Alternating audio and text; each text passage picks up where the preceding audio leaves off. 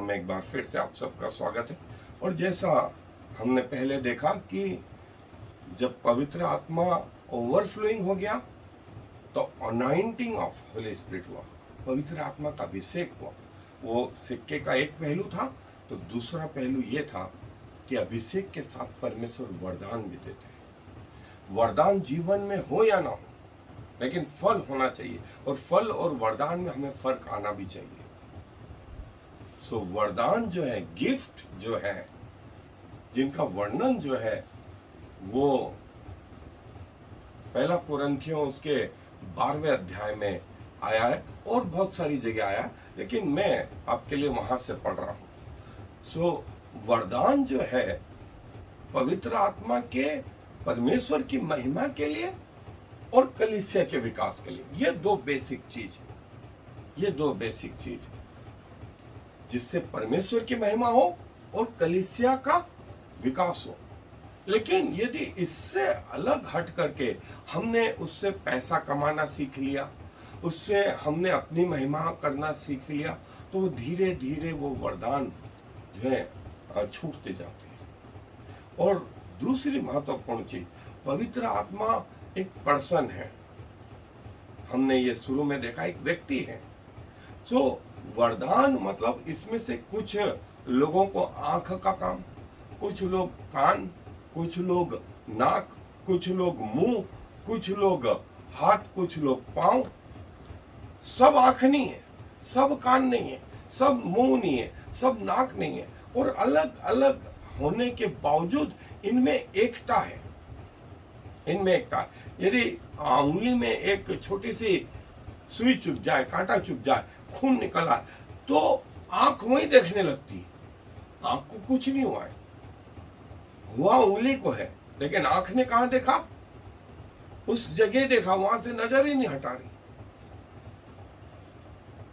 मुंह सू सू सू सू कर रहा, हाय हाय हाय हाय हाय कर, ब्रेन वहां गया हुआ है। तकलीफ यहां है, लेकिन ब्रेन, मुंह, सब। सो यदि एक अंग महिमा पाता है तो सब अंग महिमा पाते हैं। यदि एक अंग को दुख होता है, सबको दुख होता है। ये पवित्र आत्मा का कंसेप्ट है वरदानों के लिए। सो इनमें एक दूसरे में झगड़ा नहीं होता, सब आत्मिक एकता लिए हुए होते हैं। जैसे हमारे शरीर में एकता लिए हुए, आंख और नाक में झगड़ा नहीं है, नाक और मुंह में झगड़ा नहीं है, मुंह और कान में झगड़ा नहीं है, हाथ और मुंह में झगड़ा नहीं है, पांव और शरीर में झगड़ा नहीं है। सब अपने अपनी जगह अपना अपना काम करते हैं, फिट है। सो इस प्रकार के वरदानों का वर्णन जो है वो पहला कुरिन्थियों उसका 12वां अध्याय और उसकी 4थी आयत से मैं पढ़ रहा हूं। यहां यूं लिखा है, वरदान तो कई प्रकार के, परंतु आत्मा एक ही है, और सेवा भी कई प्रकार की, परंतु प्रभु एक ही है,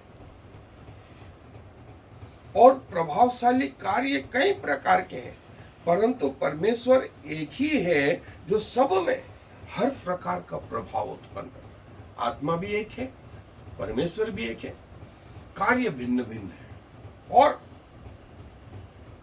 7वीं आयत में, किंतु सबके लाभ पहुंचाने के लिए हर एक को आत्मा का प्रकाश दिया जाता है। जैसे मैंने बताया, क्रूस में 2 डंडियां हैं, वो जो है 2 नियम भी बताती हैं।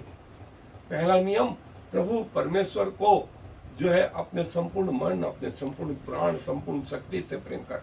वर्टिकल तुम्हारा संबंध, स्वर्ग से तुम्हारा संबंध, परमेश्वर से तुम्हारा संबंध सही रहे।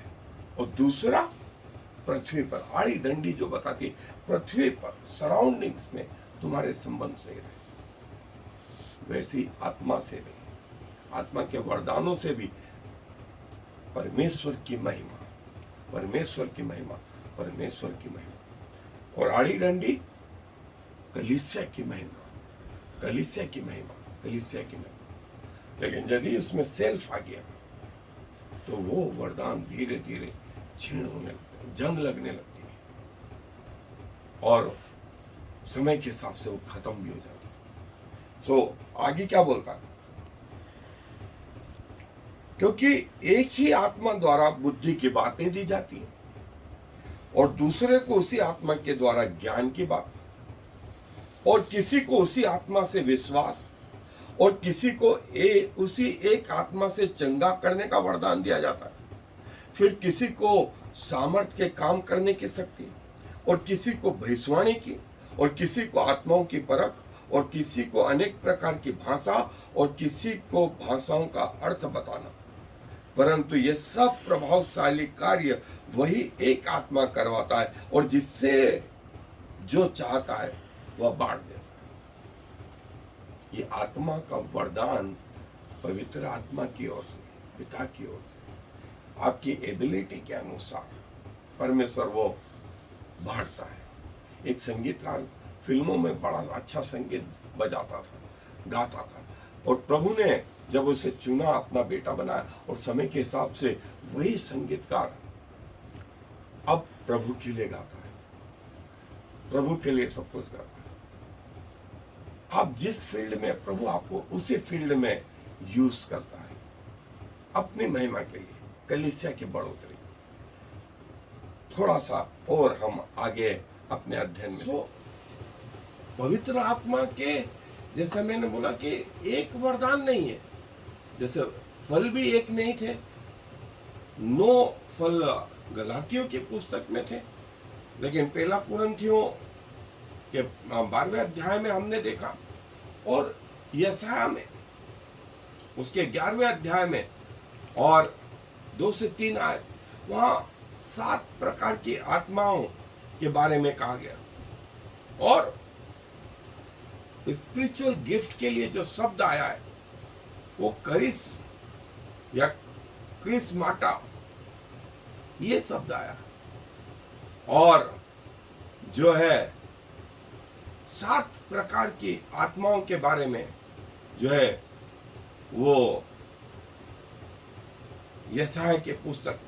लेकिन नया नियम में पहला कुरिन्थियों 12वां अध्याय, रोमियो 12 अध्याय, इफिसियों का 4था अध्याय, पहला पत्रस 4था अध्याय, यहाँ पर सब जगह जो है पवित्र आत्मा के जो है वरदानों के बारे में, और रोमियो के 12वां अध्याय 6 से 8 आयत में जो है भविष्यवाणी, किसी को सेवा करना, किसी को प्रचार करना, किसी को बढ़ाई करना, किसी को दान देना, किसी को लीडरशिप, किसी को दया करना, ये, और पहला कुरिन्थियों में ये उसके जो है 28 और 30 आयत में किसी को जो है प्रचार का, एपोस्टल का, किसी को भविष्यवक्ता, किसी को शिक्षा देने का, किसी को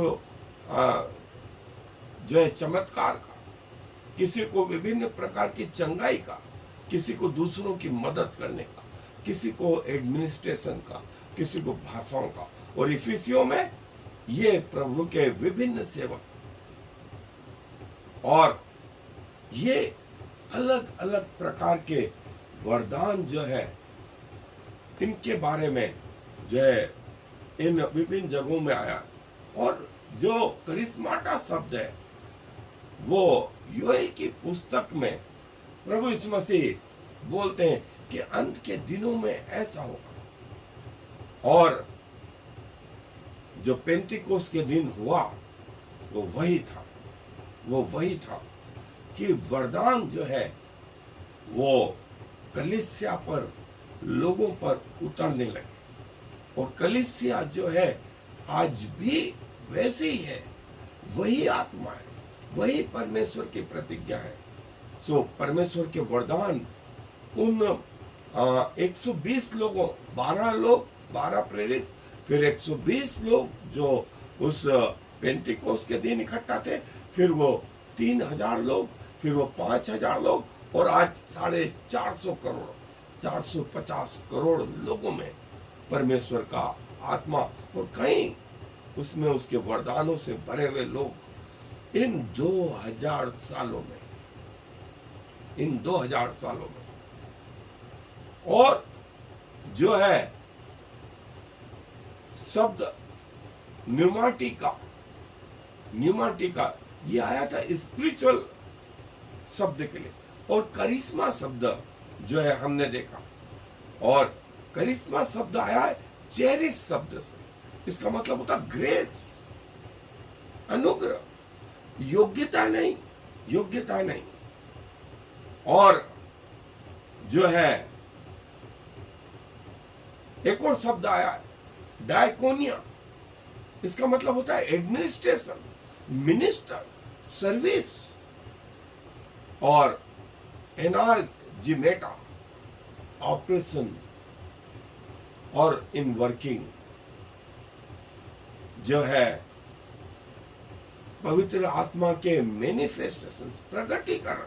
जो शब्द है उसके लिए ओरिजिनल शब्द जो था फेनेरोसिस, फेनेरोसिस, प्रगटीकरण। पवित्र आत्मा विभिन्न प्रकार से अपने आप को प्रकट करता है। एक सिंगल डायरेक्शन नहीं, एक सिंगल रास्ता नहीं, अलग अलग मल्टीपल रास्ते। और जो है मल्टीफेसेट पवित्र आत्मा जो है उसने लोगों को जो है अपने अनुसार वो वरदान दिए जो पिता की महिमा करे और कलीसिया की उन्नति करे। और पौलुस जो है इन सारे वरदानों को जो है एक जगह लिस्ट बनाता है, कहता है, लेकिन ये आगे वो उसको स्पष्ट करता है कि ये सब वो एक देह के समान है। चूंकि पवित्र आत्मा भी एक पर्सन है, एक व्यक्तित्व है। और ये प्रगटीकरण, ये वरदान उसके प्रगटीकरण, ये लोग उसके प्रगटीकरण।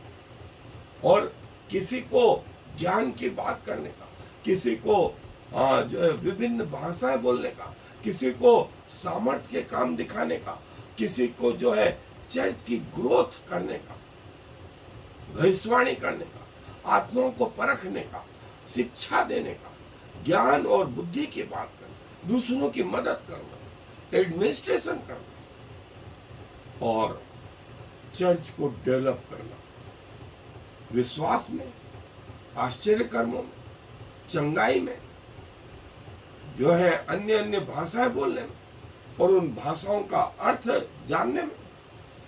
और ये जो शब्द है, जो वरदान है, ये वरदान जो है वो परमेश्वर की ओर से, ये परमेश्वर की ओर से दिए जाते हैं और परमेश्वर की महिमा के गिफ्ट या वरदान या फल, इन दो में बड़ा फर्क है। गिफ्ट जो है वो फ्री में, मुफ्त में दिए गए, और ये आत्मिक विकास का परिणाम है। जो फल आप में लगे थे वो धीरे धीरे करके इस लेवल पे आ गए कि आप का अभिषेक किया और आपको वरदान दिए। और यूं कहे जैसे एक एटम बम में एक एटम होता है, परमाणु बम में एक परमाणु, और वो परमाणु और पूरा एटम बम एक ही होता है। जैसे पानी की पूरा समुद्र और पानी की एक बूंद में कोई फर्क नहीं होता, केमिकल स्ट्रक्चर वैसे ही होता है। एक पूरे शरीर में और एक कोशिका में कोई फर्क नहीं होता। वैसे इन वरदानों में जो है, और ये आत्मा के वरदान और ये आत्मा के फल, और जो है ये पवित्र आत्मा के वरदान, पवित्र आत्मा के वरदान, और 9 वरदान, 7 वरदान और इस प्रकार के कई वरदान, लेकिन फिर से मैं कहूंगा वो असंख्य है। हम परमेश्वर को इन 9 वरदानों में और 7 वरदानों में लिमिटेड नहीं कर सकते। ये तो हमारी सोच के लिए, हमारी समझ के लिए, हम पृथ्वी के लोगों के अनुसार परमेश्वर ने बातें करी। अन्यथा परमेश्वर इतना विस्तृत है कि हमारे विचार भी नहीं पहुंचते।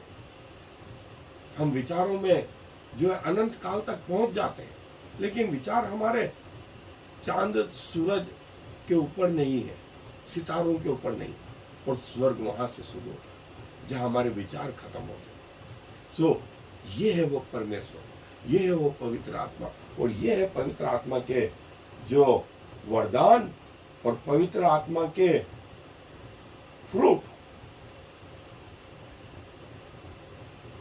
और कैटेगरी वाइज यदि हम देखें तो इन वरदानों को जो है अलग अलग भागों में बांटा जा सकता है, लेकिन हम प्रभु को अपने जो है जीवन को समर्पित करें और आत्मा में प्रोग्रेस करते जाएं, आगे बढ़ते जाएं, आत्मा के फलों में आगे बढ़ते जाएंगे तो एक दिन वरदान प्रभु हमको देगा कि हम प्रभु की महिमा करने पाए और कलीसिया की उन्नति करने पाए। प्रभु जी धन्यवाद देते हैं कि जब आत्मा की परिपूर्णता आ गई तब आपने अपने लोगों को वरदानों से भरना शुरू कर दिया, जो स्वर्ग को पृथ्वी पर प्रकट करने वाले हो गए। वे पृथ्वी पर आपके राजदूत हो गए और वे पृथ्वी पर आपके राज्य के जो है प्रकटीकरण हो गए। और प्रभु जी कई आत्माएं, कई लोग प्रभु इस क्षेत्र में है। हम धन्यवाद देते हैं प्रभु कि आपने हमें भी अपने वरदानों से भर के रखा कि हम आपकी महिमा करें और जो है आत्माओं को जीतने का कारण बने, आत्माओं के विकास में जो है एक छोटा सा हिस्सा बने। आपकी सेवा हमारा जीवन का फर्ज है, आपकी आराधना हमारे जीवन का कारण है। सो प्रभु उन तमाम लोगों के लिए जो आत्मा में बढ़ना चाहते हैं, प्रभु हम दुआ करते हैं कि आप उन्हें आत्मा से भरें, कि आपके नाम की महिमा हो और कलीसिया की उन्नति हो, क्योंकि इस विनती को प्रभु यीशु मसीह के नाम से मांग लेते हैं। आमीन। I am the Lord. There is no other God. I have prepared you even though you do not know me, so all the world from east to west will know there is no other God. I am the Lord, and there is no other.